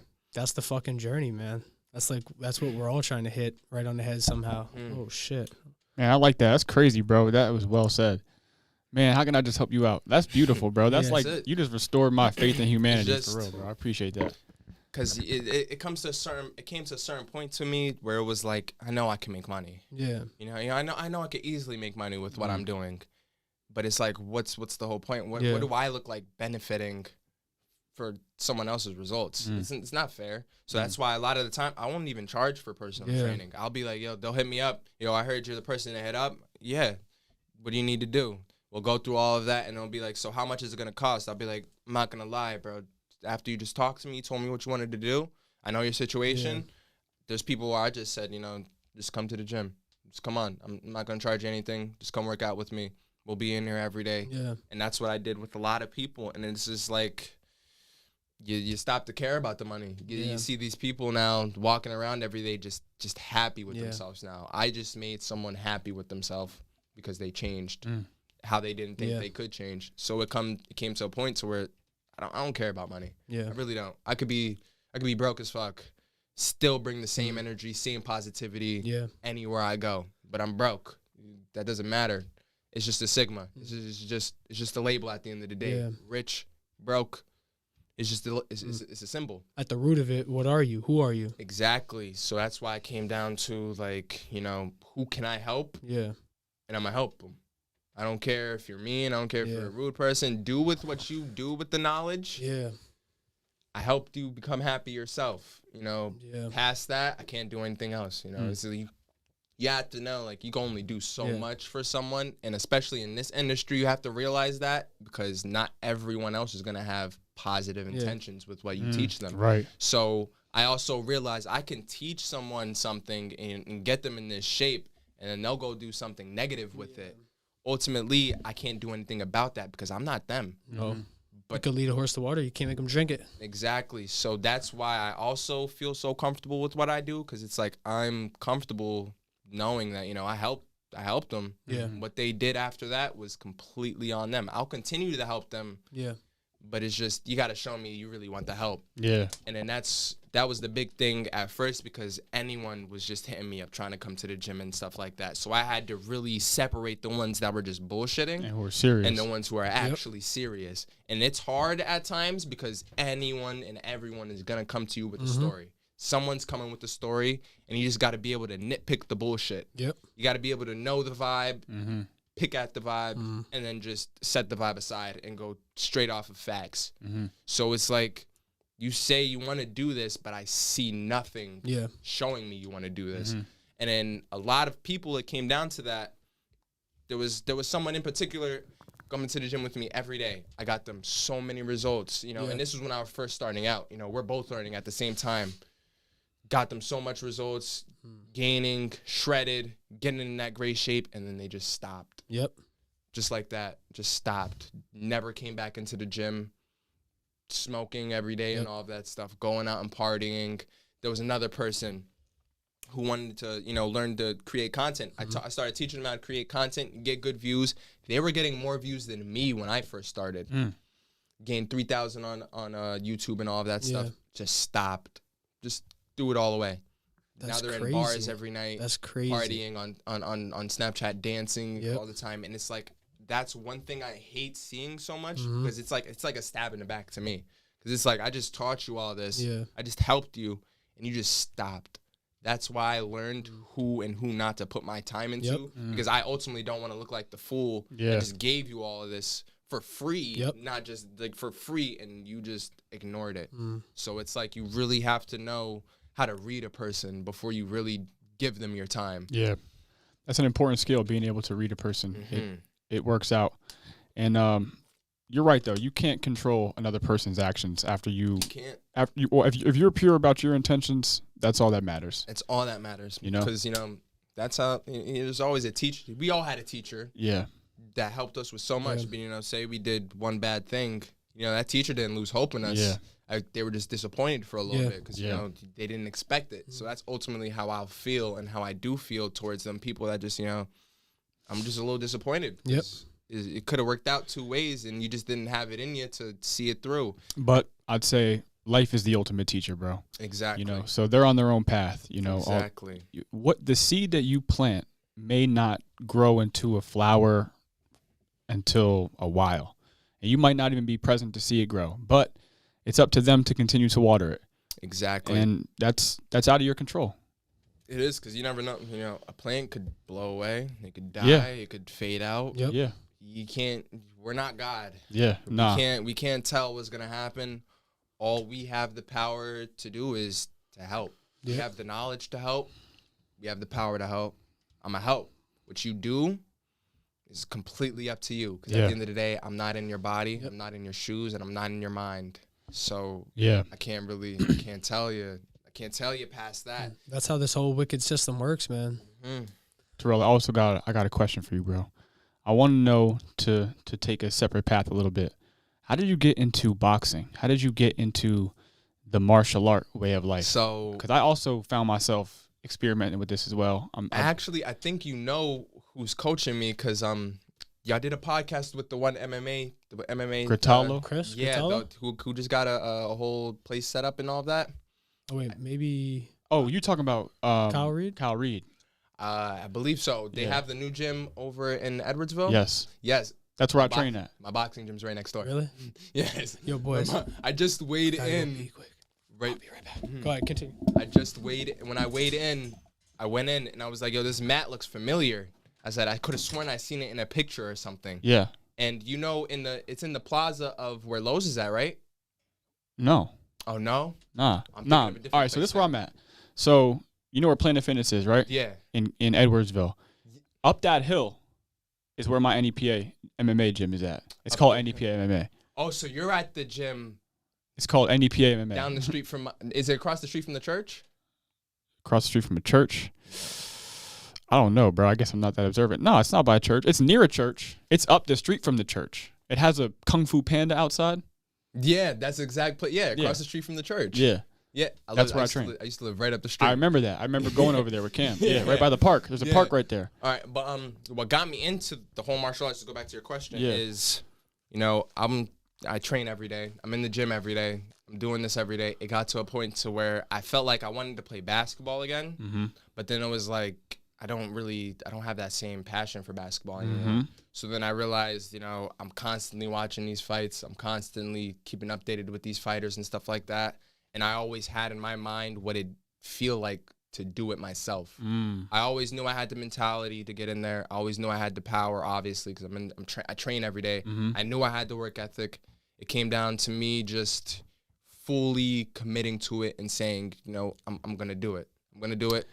I got in contact with the coach, and I went in for my first session. And after that, it was just, I love this shit. Yeah. It's like there's nothing more thrilling than just training. It's glorious. It really is. It's like, because there's so many benefits from it. It's not just a mental thing. It translates into your life as well, different than any other sport, bro. Different than any other sport. Way different, because it's like you have to have a certain mentality to just willingly get in there and allow someone to punch you in the face nonstop, try to knock you the fuck out, give you a good rib shot. You have to just be built for it in a different way that's past physical. You have to be mentally ready to just, you know, you see the punch coming, but 9 times out of the 10, you won't think to just move. Yeah. You'll take it, and you'll stand there. And it got to the point with me, it was like, when I'm sparring, it's just, you know, I get hit, and it's just like, I love this shit. It's like, you crazy. It's like, no, it's like, wow, this is fun. And then today, they had a ex-pro come in today, and spar with us and stuff like that. Took the meanest ab shot ever, and I work out abs a lot, so it's like I could eat a lot. Took the meanest one ever. You know, I took my little break. We got back in there, got hit quick in the face, and it's just like, oh, they're like, yo, go easy on him. He just started. I'm like, no. Don't go easy. Like, come on. Keep going. Keep hitting me. Because it's like, you're not going to learn if you don't put that intensity on yourself. So when you're just having people go easy on you and you're training and stuff like that, I don't take that as, I take that as disrespect almost. Because it's like, you're not giving me the full knowledge I need to be able to be better. It's like, when I'm in there and I'm training and I'm hitting the bag and I'm lifting and all that stuff, in my mind, I'm not thinking about anything, really. Yeah. I'm just thinking about, like, I love this shit. It's like, this shit is fun. Fun. This isn't like just a lifestyle now. This is life. Like, I want this to be life, not a lifestyle, just life. Like, I want to do this every day, all day, and just dedicate to it. Yeah. And it came to a point to where I just seen my mood start changing when I first started boxing. Yeah. It's just like, you know, I'm happier all of a sudden. And I was already happy. That's interesting. But it's More like confident I became too, huh? more confident, Yeah. happier, Yeah. more relaxed. And it's just like, it gave me a whole new thing to start training for. Yeah. Because, you know, I was in the gym just working out every single day, lifting a weight. All right, it became to a point to where like, yeah, this is cool. You know, I'm in the gym every day, you know. Grind, work hard. But now what am I going to use this for? Yeah. What am I going to use this power? What am I going to use this strength for? And then I realized boxing, I could set myself up to be an iconic, just a role model for everyone in this area. It's like, who do you really see anymore willingly put the time and effort in to just become someone so big to where you're probably one of the first to come out the area? And that's just what I think of nonstop. I think of being the first to really be so big in this area that like I'm just worldwide. And that's all I think of. That's all I think of is the motivation I could spread towards these people. There's kids out here that have no idea what's going on, no guidance, no nothing. I can be that for them by just getting in that ring and doing this. Fighters get a different type of respect, bro. They do, because you have to. It's a different kind of respect. It's the art of the warrior. You're a It warrior. really is, 'cause and life is a fight. 100%. Life's a fight that you can either win or lose any day. Yeah. You know, you can wake up and just be tired of it and sadly end it all. Or Fight back. exactly. Get a strategy. Bob and weave. See the punches coming. Take it. Roll with it. Okay, what's my plan now? And it's just Get Now punched in you're the face. victorious. All right, I'm good, man. All right, let's keep going. and that's the thrill of it. Like that's just the thrill of boxing. You don't know what's gonna happen. Yeah. You don't know what they're gonna throw next unless you're really just in there analyzing, doing what you're doing, throwing them jabs out, throw that hook, throw that uppercut. Yeah. All right, when you're throwing that, you're ultimately thinking what's gonna come back now. So when you're in that moment and it's just nonstop and you're in there for minutes, it's just, first of all, people think minutes is like Minutes in there is that's hell sometimes. Minutes in there when you're sparring, minutes is hell.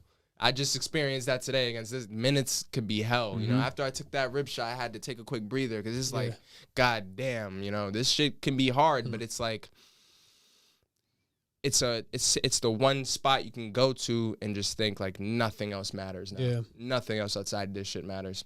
Because if I lack for one moment, I can get hit with the perfect shot and it's all over for me. You know, it takes one false move in that ring to just, it's over. Brain damage for the rest of your life. You know, you could possibly die. Yeah. So it took that and it took everything else, and it's just like there's nothing more thrilling than this. Like, Yo. I'm really.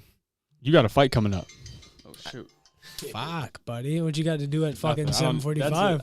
Bro, long story. You got a fight coming up. I do have a fight coming up. What's that like, bro? You know you're about to get in a ring with another man. Yeah. It's the most exhilarating feeling, honestly, ever. Ever since you know, my coach called me saying, "Yo, he wants us to fight." Yeah. It was like, yes. When are you fighting? I'm fighting on the 18th March this month. Holy shit. Come on, man. We're gonna be there now. Let's see what day this comes out. We're gonna be there.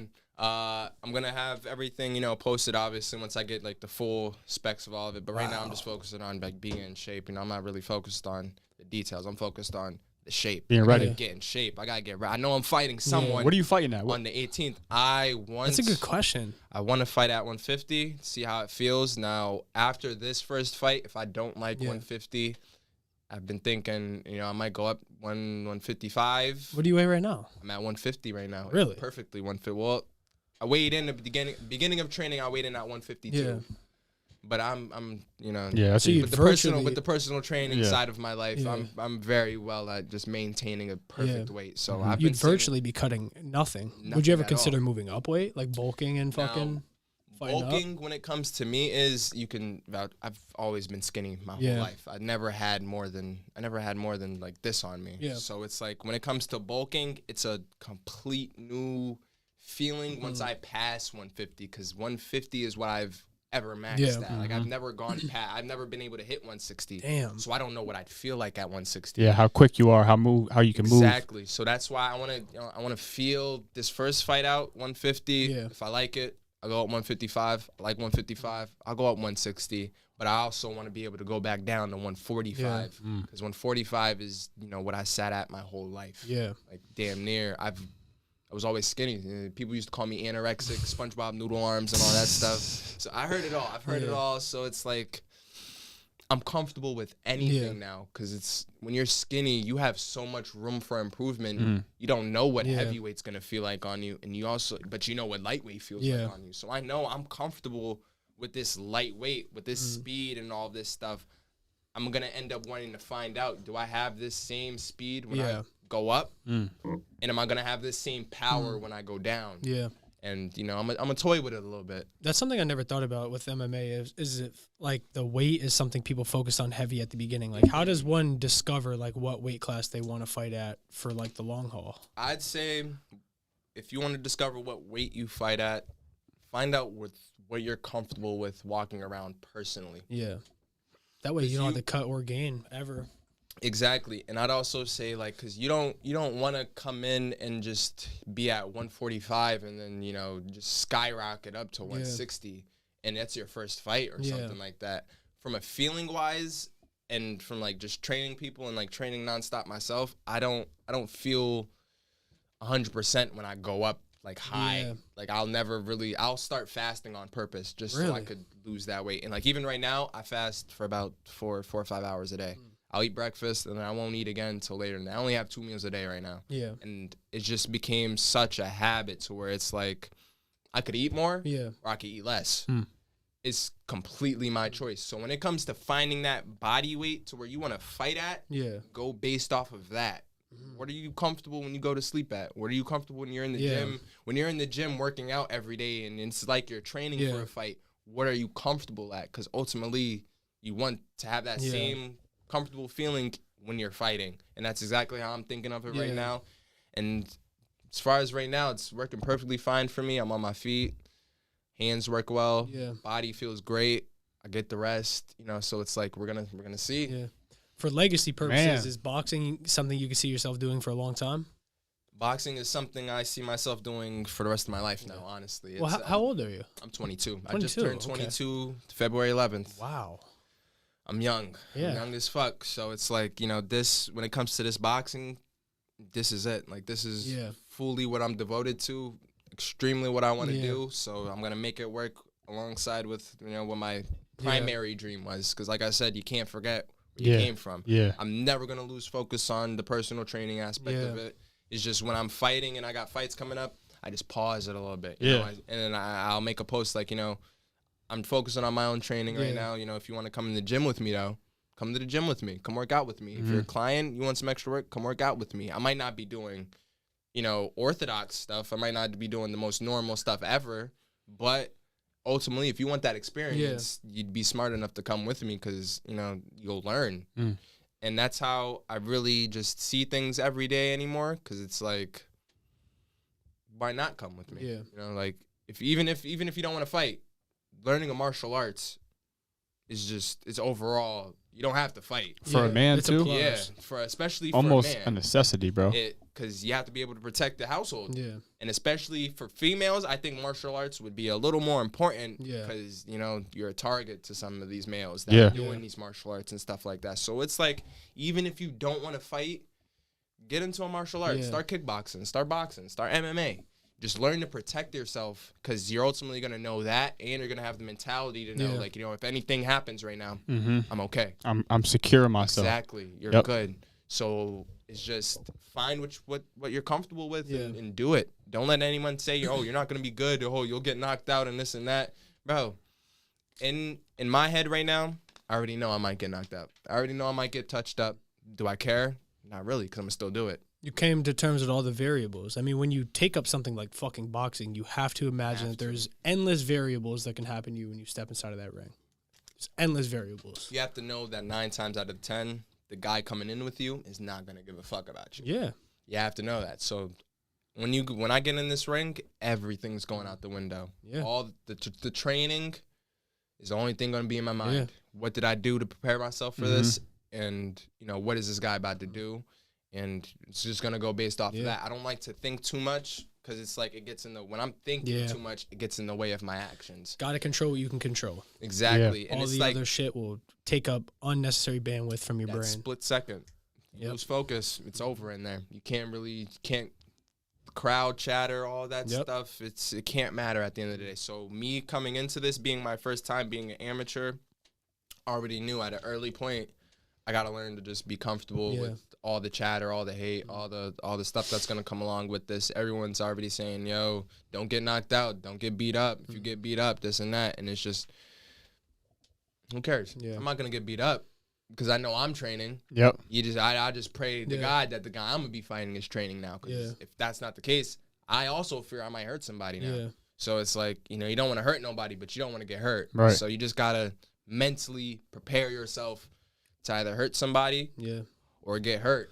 If there's one of two outcomes. It's the only two outcomes when it comes to boxing. You get hurt or you hurt them. And I'd rather be the one hurting them at the end of the day. So, man, this is crazy. Yeah. Think about how you'll be able to handle pressure in the future, though, man. You're putting so much pressure on yourself. When life gives you pressure, it's like, yo, I'm used to this shit. I live here, bro. Used to it. Yeah. I live in pressure at this point. Yeah, I live here. I've never had the upper hand. Yeah. When you get the upper hand after not having the upper hand, you don't want to let it go. No, you sharpen that fucking even sword. If you let it go, it's only for a brief second. I'm not letting anyone get the best of me anymore, ever again. No one's ever going to just get the best of me like that. Yeah. I'm going to be right by your side. I just seen you just beat me. All right, cool. Now I'm watching you, though. Now I'm on you. Yeah. Everything you do, how did you just beat me? I'm going to learn how, and then I'll see you again. Beat me again. Yeah, you're going to have to kill me, bro. You can beat me once, but you're not going to beat me twice because I'll never enable that to ever happen. Because a lot of the time, someone will win, and they'll be so satisfied with that win and so just happy, they'll forget they got to go back to work. You got to see me again, though. The same, prime example is Israel and Pereira. Lost twice, but this third time, I believe he's going to come back. I don't know, man. Pereira's a bad man, son. Yeah, that's a hard one. Bad man. That's a hard one to call. Izzy has that mindset. Izzy's tough though, bro. I love Izzy Adesanya, bro. Izzy has that fight yesterday though. That's crazy. Johnny Jones, bro. First round submission. Yeah, Izzy's in a hole now though. Like Izzy's the type of motherfucker right now that all he's had his entire career, or at least in recent years, is nothing but praise. Everybody loves you, but now your back's against the wall. How are you going to respond to that fucking pressure? I feel like for a guy like that, you can only learn so much because he is not letting anything get to him. He doesn't let a single thing get to him at all. He doesn't care about social media. He doesn't care about what they say. He just comes out, works, goes and he does it. He does it. So that's what you want an idol to really be. Yeah. Someone who can take all that hate. Yeah. They talk about his fingernails and the way he dresses and all that stuff. All right. He just looks at it and says, that's cool. 9 times out of 10, none of you can beat me, though. He's being him. He could fucking kill 99.9% of the people on the fucking planet. There's a lot of fighters in that very current predicament, though, that like their back is against the wall. They've had endless praise their whole career. Everybody loves them. But they're in a really weird spot right now where they might have taken a loss. They might have fumbled a little bit in life here and there, but their back's against the wall. John Jones is another good example of that. His prime example of that. 3 years out of the UFC, you have everyone trying to say the only person he's beat in 3 years is his wife. You have to be really mentally strong to just wake up every day and hear people talking to you, like talking to you and about you like this, like. And keep your head down and keep grinding and just stay loyal to your vision. And it's just. You have to tilt your head to that and show your respect because respect is due where respect is due. You can't knock something like that because like imagine you have thousands, millions of people every day. You hit 3 years out, you're not gonna win. This guy's gonna kill you. Oh, you're not ready for heavyweight. Comes out round 1 submission, takes 1 kick, and it wasn't even a legal kick. You can't forget though that like John Jones. In his prime is the baddest motherfucker to live. He's taken out more #1 contenders than anyone in UFC history right now. I think he got his title at 19 years old. He has more title defenses. And defended it like 17 times, 19 times, something. Animal. You can't say anything to discredit that man. Yeah. But you have to think of the mind state. Like if you're a GOAT, like if you are that motherfucking guy in whatever your field is, you got to think of the mindset that comes with that. People on Twitter are not getting in John Jones' head at all. He does not give a fuck about any of it. Only if he did, he would have never came back. Only thing that man cares about is who the fuck's standing in front of him come fight night. That's all he cares about. Yeah. And 9 times out of the 10, he doesn't even see anyone in front of him, I believe. I think this man just sees straight images of himself when he's fighting because it's like he enters with just straight tenacity, bro. Like, you can't explain it. Yeah. Like, that man just, he's different. If John Jones was born in a different time, he'd be a fucking conqueror. He'd be one of the baddest men on the planet. He is one of the baddest men on the planet. Is. 23. Well, but I'm saying, like, if we lived in different times where it wasn't like it is now. Imagine John Jones made a move like this when he was younger. He would have conquered all divisions by now. Yeah, he's an interesting cat. I'm so excited to see where it goes. You gotta base. You really, when it comes to martial arts, you really just gotta look at people like that, and you gotta study. That's all you gotta do is study and learn. You can't talk shit. You can't say, "Oh, he's gonna beat you." That's what I hate about TikTok and all this stuff, because all of a sudden everybody's a pro trying to tell these pros what to do and try to tell these pros how to do it. When it comes to that level, you gotta do nothing but shut the fuck up and watch. Well, problem now is everybody has to have an opinion about everything. Exactly. Everybody wants to be the motherfucker that said, "Oh, John Jones ain't gonna go do this," and then be right. Everybody wants to be the person that proves somebody wrong. And then it's the same thing with us. Everybody just thinks they're right about us. Yep. You gotta answer it. That's why I admire guys like John Jones, Gervonta Tank Davis, Ryan Garcia. You gotta admire these guys. Mike Tyson was a prime example back then. Everyone was scared of Mike, but nobody respected him like that. You know, you can't ultimately be scared of someone and not respect them. Yeah. And it's these guys showed time after time, you can hate me, you can like me, these results are going to be the same. You're going to win. They were designed to be that way. Just designed to be straight winners. And it's like you have to build yourself in an image like that. Yeah. It's like you gotta look up and just say, you know, these are the people that are doing it now. How am I going to be able to, you know, compete with that? And ultimately, I think where a winner's mindset comes from is I don't let myself see them as better than me. Yeah. I see them as just more experienced and they had more time to this. Yeah. You can't see anyone as better than you. Just always see yourself as uneducated. Yeah. You're just uneducated right now, because when you get the knowledge and you get the experience, you have all the opportunity to be way better. Bet on yourself, bro. Always bet on yourself. And then that's what they all do. That's all they do. They bet on themselves. They don't go against anything else. They just put that vision in their mind and they go with it. Like, it's like, you're not going to tell me. Yeah. That was one of the coolest things about starting this whole journey, was that, like, there was things that I didn't think, like, there was people that were so big out there that it seemed so unachievable and so unobtainable at a point when I wasn't doing any of this. It was like, how do you be that motherfucker that has all these followers and has a voice and is putting that message out there? But really what it takes is you starting and going through those trials and tribulations till you learn that I can create the kind of content that everybody out there is creating. It just takes the time and it takes the whatever comes with this fucking weird journey that we're on. And it literally, like, you are capable of doing all those things that you don't think you can do. Yeah. You could have Down syndrome, you could have ADHD, whatever. I just seen Larry Wheels just posted this guy. He was born with multiple fractured bones, all of that, Down syndrome, all of that. The man is more jacked than half the men walking around right now with abs and stuff like that. Yeah. He was dealt the low hand at birth. You can't say you can't do something until you actually try it. So it's like, if you just bet against yourself, you might as well just give up at that point, because if you don't believe in yourself, who else is gonna believe in you? Yeah, you got to be the one, bro. You have to be the first at everything, because no one else is gonna follow you if you don't believe in yourself. That's like you're going into war, you see your commander scared, so obviously the followers first thought, I'm scared too. If this man's scared, I should be scared. Yeah. You have to put yourself first in every situation, because you have to be ready to conquer, but you also have to be ready to lose. Yeah. You have to understand the variability of what you're trying to achieve. Exactly. You got to understand that there's things that come with every journey that we're on, but how do you navigate that? How do you take an L and rebound? How do you take a W and still push forward? Like, there's a lot of things that come with these journeys that we're on. Yeah, bro. Learning how to lose is important. I think extremely important. Bruce Lee said, everybody wants to learn the way to win, but never the way to lose. Exactly. I take all my losses and I replayed them. Take every loss I ever took. Just replay it. You can either take an L and just fucking give up and pity me and why me and fucking quit, or you can just learn that, like, okay, there's a fucking hole in my game. I have flaws. Everybody has flaws. How can I patch that hole back up? How can I get better here? How can I get better there? And ultimately, at the end of the line, you are that motherfucker that's the GOAT. You did it. You're the greatest. You fucking, that's the end of the road.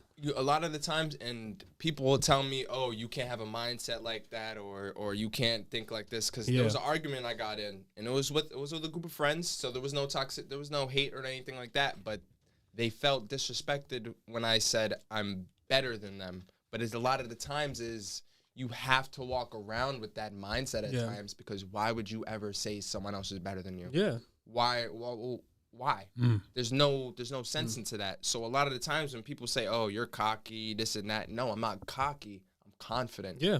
Because if I'm working so hard at something and you're doing nothing, where in the right mind am I being cocky for saying I'm better?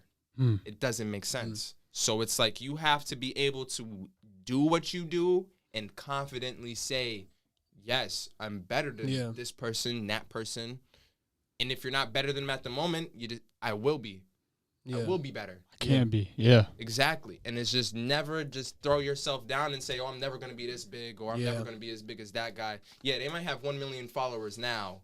You could always catch up. You know, it's just a number. You're shooting yourself in the foot having that mindset.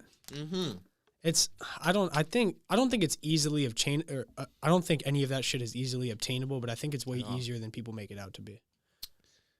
Consistency is a crazy thing. Consistency, it can be hard for a weak-minded person. Yeah.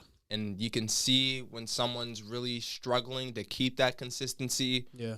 When they just wake up and they go and do it, but then am I going to do the next thing now? Yeah. And it's like consistency can easily fall off with that mindset, because it's like, all right, I get that I have to do it. Yeah. But a lot of the times people just still won't do it. Like, you'll say, yes, I got to go do this, but then they'll be like, but I did it yesterday. So, like, I'm just a little tired today. I might just take today off. You can't live like that. Yeah. You have to be able to recognize that, all right, you might be tired today. Yeah, you did it yesterday, but you're not going to get better at anything unless you do it every day. Yeah. So consistency is the biggest key to anything, because you have to ultimately learn that once you learn to do it every day, it becomes something like you just like this. I just pick this up and put it down. That's the ultimate goal of what you want consistency to be, because I could do that every time with no problems. That's what you want to implement into your mind. Like, when it comes to martial arts and boxing and stuff, getting in the gym every day, just learn. Like, you might be throwing 1,000 punches. Yeah. All right. And then you go home and you say you're tired and you want to go take tomorrow off. You can't take tomorrow off, because you did it yesterday, but it's going to fade away. At some point, that skill is going to fade away if you don't hammer at it.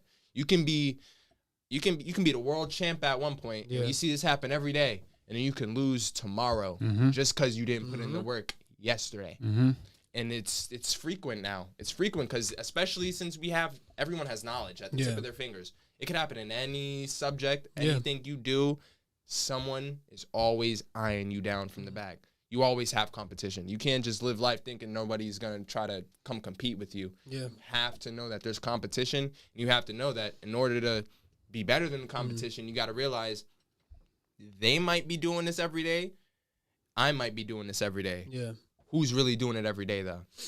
Every day. Yeah. Like, who's really waking up and saying, yeah, let's get it. Let's fucking do this shit. Let's go.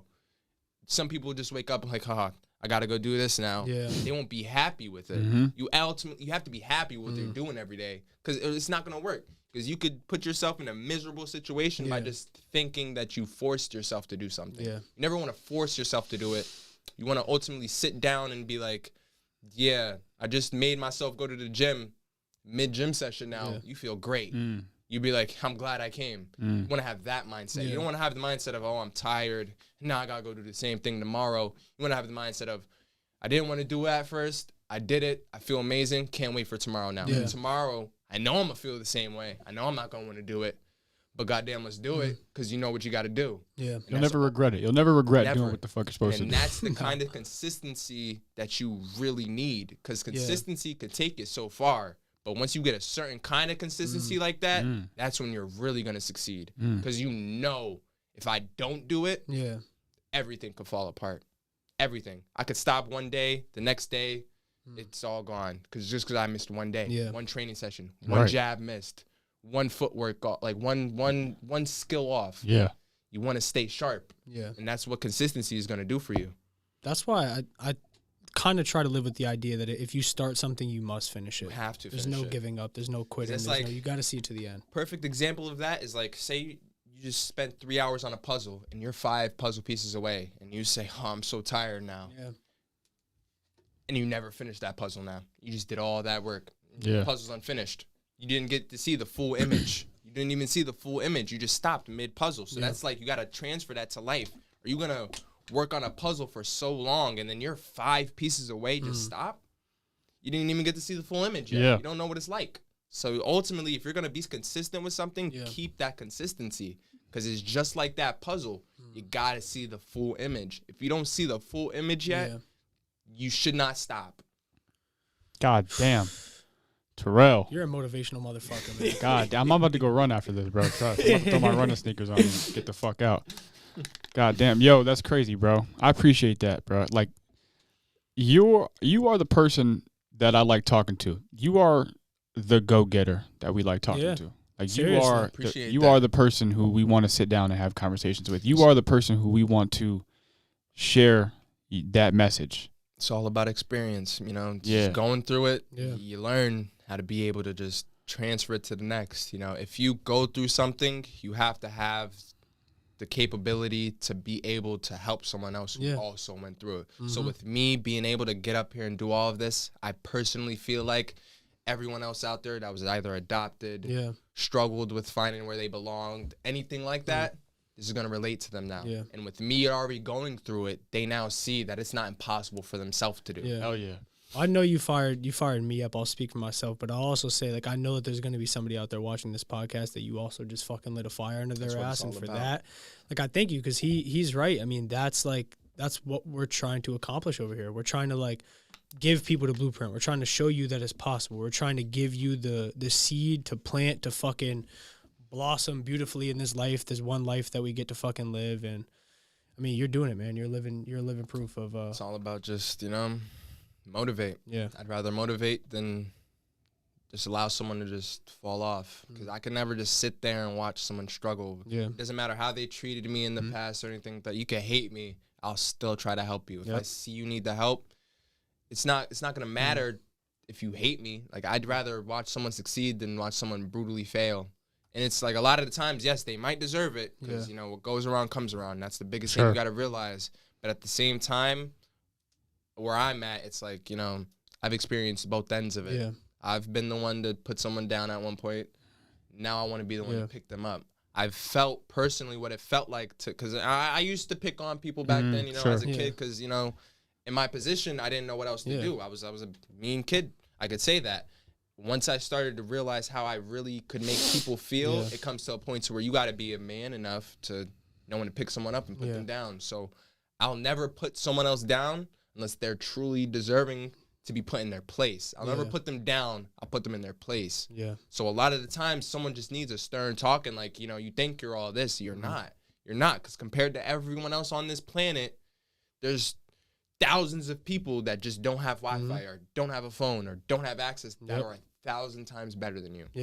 You have to be humble with everything you do, because we're blessed with what we have the way it is. And there's people out there that are 1,000 times better than us, and you have to admit that, because there is. They just don't get the light that you get.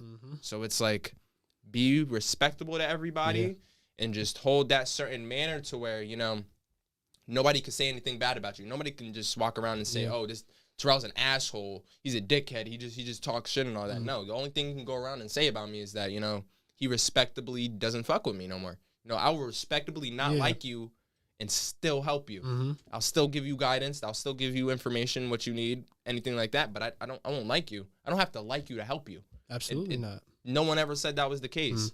You know, sometimes it just comes down to I genuinely like seeing people succeed. It brings me joy. It's a beautiful feeling. Especially when you're the person that helped them succeed. There's no bigger, better feeling than just knowing, I just helped them. And now they can go on with their life and help someone else. Just like Denzel Washington said, each one teach one. I'm not going to get all this knowledge and keep it to myself. I'm going to get all this knowledge, bring in as many people as I can, teach them, and I expect them to go do the same now. And now we just made the world not completely better, but a little better, one person at a time. That's ultimately what you got to do. You can't be greedy. That's all you can fucking ask for in this life, man. In an era where everything's mostly so negative and everybody's at each other's throats all the time, and there's always the new latest controversy going on. It's like, what do you really want to be?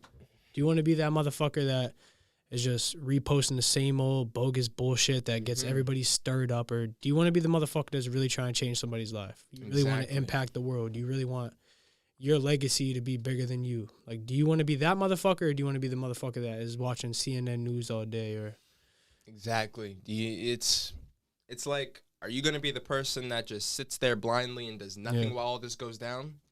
Or are you going to get up, take initiative, better yourself, and then better someone else so that they can go and better someone else? You got to look at it and say, all right, which one's going to prosper me more? Yeah. Because what you give out is what you get back. You just sit there and do nothing, someone's going to do that right back to you. Say you need someone's help brutally. They're not going to help you because you didn't help them. You just witnessed them go through this while they came to you for help and did nothing. And on the other end, you're the person that's making people better. You're going to be like, he helped me when I needed it. Now I'm going to go help him.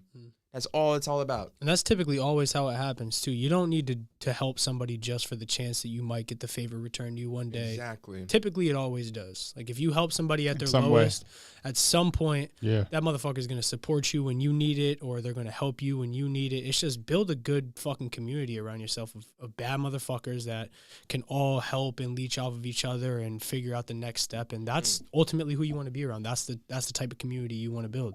Got to be around go-getters. Yeah, bro. That's it. Hell yeah. Hell yeah, That's man. it. You just got to, because you don't want to bring in someone who's going to throw it all off for the whole group. You know, you could have someone so negative come in, and you can turn them into the most positive person alive. That's ultimately what the goal is. Yeah. The goal is to get those people that are so negative and to turn them into positive people. Yeah. So if I can get someone who I didn't even want to help at first, and I don't even like them, if I just get to them a little bit, motivate them a little bit, you never know. We can be best friends now. Yeah. You know, I went from not liking you to being your best friend. That's all. That's how. That's why I just don't shun people out. I don't like you. All right, that's cool, but I'll help you still. Yeah. You know, what do you need? Might not give you a lot. I'm not gonna give you all of my time, but I will give you that decent amount of time. Exactly what you need. I'll give you exactly what you need to shove. Whether it's kind words or bad words, you know, because I'm someone who's not gonna hide the truth from you. If there's something that needs to be said and you're doing it wrong, you need someone in your corner that's gonna point that out. That's like you're going your whole life being the worst person ever and something like that, and no one's ever called you out on it. You got to be called out once in a while. I get called out once in a while, and I fix it. Yeah. If you're not called out once in a while, you don't have the right people around you, because that means that they're just letting you do all this stuff and you're not seeing the errors and some of the things you're doing. I ultimately want someone to be able to sit there and say, yo, you didn't do this right. Maybe you should try this. I'm going to listen to you. I'm going to look back. And if I feel like it's something to where, you know, you're right, I'm going to think about it and I'm going to change it. Yeah. But if it's something to where it's like, I have no idea what you're talking about, that's not the case at all.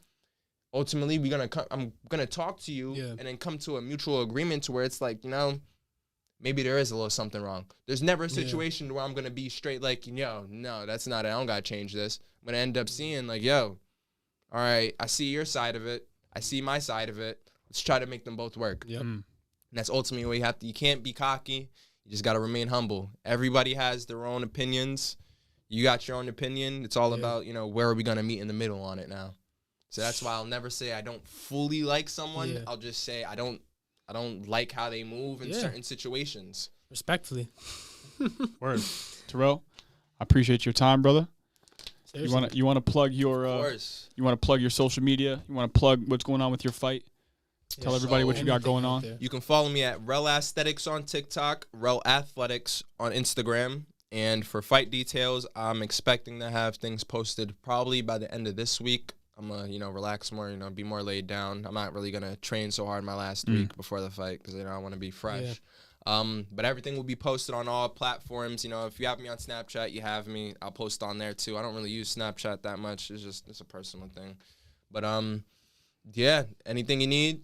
My socials are up. I follow both of you guys, so you can find me in the comment sections of the Go Getters podcast. Make sure you follow if you don't. like this video. Also, subscribe on YouTube. Yes, sir. Follow them on Instagram. Let's go. Yes, sir. Whatever you got to do. Because if you aren't following these guys, then I'm sorry. I don't like you. Yo, peace, love. Thank you guys. Terrell, thank you for your time, bro. Yeah, man, this is a fucking banger. Let's go. Make sure to send us the details about that fight, too. We'll get it uploaded on our page. We'll try to get some more fans in there for you. I don't know if they make posters, but I know I'm going to make my own digital posters and stuff like that. Yeah. And like have a reel and all that stuff. Fucking send it our way. We'll post it up for you, man. Of course. This has been dope, man. This is a great conversation. Amazing. Great Can't wait till this one airs. All right, fellas. Let's go. Peace. Yeah, that was fire.